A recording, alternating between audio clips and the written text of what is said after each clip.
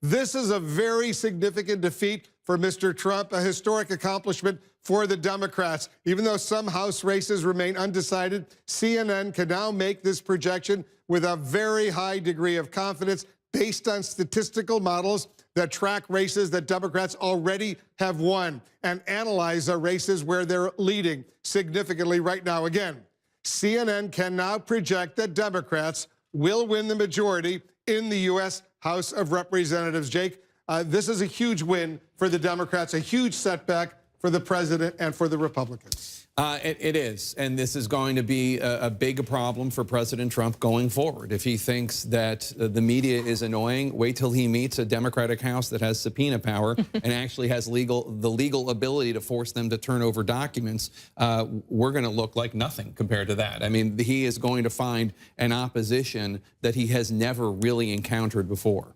And we should also talk about the historic nature of what probably will happen. Which is the first female Speaker of the House in history, in U.S. history, is now poised to take the gavel again. To be the second female Speaker of the House. The first and a half, I don't know. But, you know, she's going to have a fight on her hands, but she's confident. And she was also confident that they were going to take back the House, and here we are. She knows how to count votes. If she knows nothing else, she certainly knows how to count votes. And so this is a moment that we should mark when it comes to that. And speaking of Nancy Pelosi, you talked about all the things that Democrats have said that they are going to do with their newfound power in the majority. One of the things is try to get Donald Trump's tax returns, which they have not been able to get. Let me bring in Manu Raju right now, who's at Democratic headquarters. And Manu, they must be feeling pretty good. They are feeling good. This crowd buzzing with excitement after this was just called. Getting the CNN projection. Now, I can tell you as this crowd is getting excited, there are Democratic members, chairmen of key committees, who are planning what they will do in a House majority. I spoke to two of those chairmen just earlier today. One, Elijah Cummings, the House Oversight Chairman, who told me they plan to use their committee rather aggressively, including to look into whether or not President Trump violated the clause of the Constitution that prohibits federal officials from receiving gifts from foreign governments. He told me that they may even seek President Trump's tax returns as part of their investigation. Now, I also spoke to Jerry Nadler, who's the chairman of the House, who will be the chairman of the House Judiciary Committee in the Democratic Congress. He said there are a range of issues that they are going to look into: family separation, gun safety laws, and he made it very clear. He said to me, quote, Trump is going to learn that nobody is above the law. Both him and Cummings say they plan to hold the Trump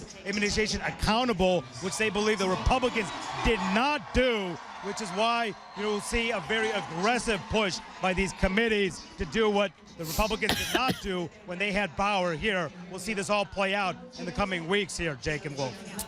All right, Manu Raju at Democratic headquarters, apparently watching CNN on delay or something like that. I think that Nancy Pelosi is going to be speaking over there fairly soon. We'll monitor that as well. Anderson, let's get back to you. All right, Wolf, thanks very much. Back with the panel. Vin Jones, I don't know how many hours ago it was, you said this was heartbreaking. Where is your head now? My heart has been restored. It is the end of one-party rule in the United States, thank God, and the beginning of a new Democratic Party.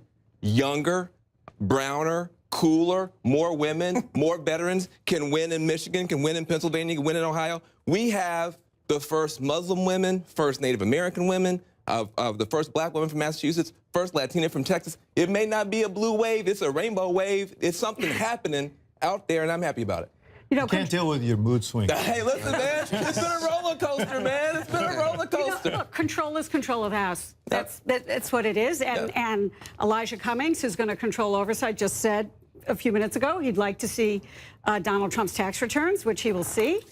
And there'll be all kinds of questions and oversight about how decisions were made that we don't know the answer to right now. And I know Rick and David, you're saying, let him have it. Because you remember Newt Gingrich overreaching in were there. 1994? We were there. Okay. And you believe the Democrats are going to overreach? Oh, Well, they're already done. after tonight. I mean, they're, absolutely. How are they I mean, already haven't doing won, and they're already Because you talking have about Jeff. One at a time. One at a time. Tax Let the return. senator That's talk. just insane. I'm Can just- we just Wait, let the senator talk, and then. Why would you want to do that?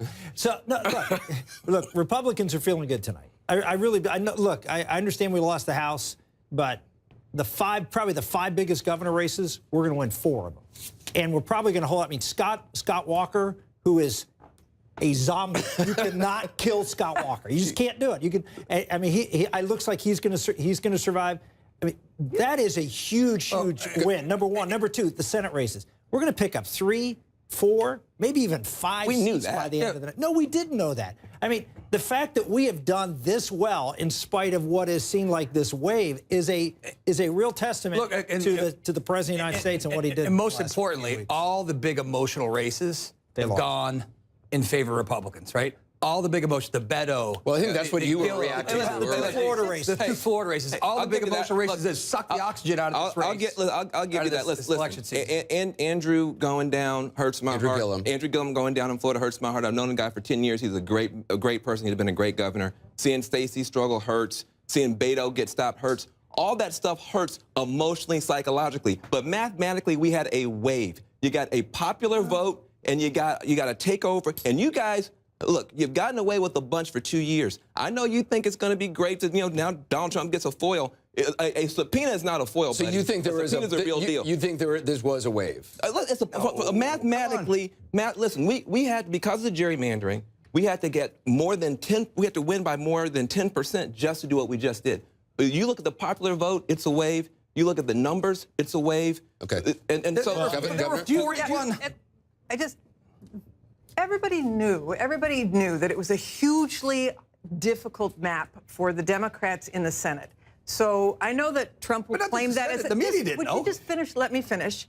In the House, however, if we get to the numbers that CNN may be projecting, that is a wave on the House side. And can I just say, so much of that wave is being propelled by women. The women so far who have Of every flipped, kind. more than half of the seats are women. So, and I think we got more. That is true.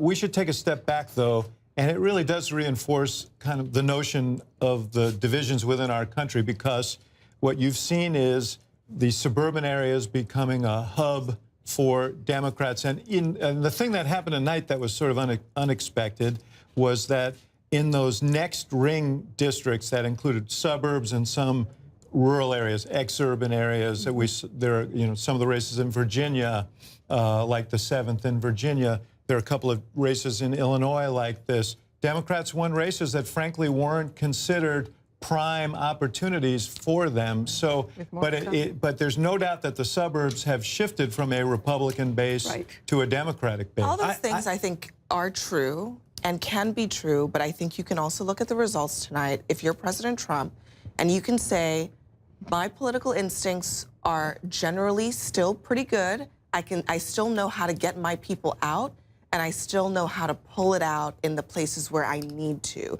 I think the dynamics in the suburbs are clear. They're very clear. Republicans are having a really hard time. Democrats did have a wave in terms of the number of seats they needed in order to do that. But President Trump's candidates, some of them unlikely, like Ron DeSantis, pulled it out in some of these places. And President Trump was saying to his advisors, I know how to get my people energized. I know how to get them out. And in politics, we all know there is no moral victory. If you win by 1 point, you win. And that's what President Trump and Republican governors in Wisconsin, Ohio, and Florida are extremely important in 2020. Right? Big list, right? Yeah, no, Florida's no just random state that he still feels that he has his political acumen in. That is pretty critical. I just want to underscore David's point about the suburbs with some numbers and Jennifer's point about women. It's not just female candidates that have driven this. It's the female voters that have driven this as well. The divide here among women, who made up 52% of the electorate, they went for the Democrats by 20 points, 59 to 39. I mean, that is just huge. The suburbs, 4 years ago, when the Republicans had a really good night, They won the suburbs by 12 points. It was an even draw in the suburbs between the parties. And independent voters have completely bailed on the president. He won them by 4 points. I think we forget that all the time because we talk so much about his base. He won them 2 years ago by 4 points. Losing them by 12 points tonight, the Republican Party is. So there is, Anderson, we have talked for weeks leading up to this election. There were two different universes on the ballot today. The battle in the Senate taking place in Trump country, and the battle for the House is this restructuring of the great American sort. And these suburban independent voters have issued their verdict on the first half of Trump's first term. David.